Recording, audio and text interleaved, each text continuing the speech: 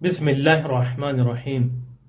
गदीर खुम के 5 मुहिम पॉइंट क्या हैं और गदीर खुम का मकसद क्या है, जो हजरत रसूल अकरम सल्लल्लाहु अलैहि वसल्लम ने लाखों के मजमे को जमा करने के बाद एक पैगाम को पहुंचाना, सिर्फ यही मकसद था। और हमारी इसमें जिम्मेदारी क्या बनती है? सिर्फ जश्न मनाना ही गदीर का नाम है या नया लिबास पहनना ही गदीर का नाम है? असल गदीर किसे कहते हैं? गदीर है क्या?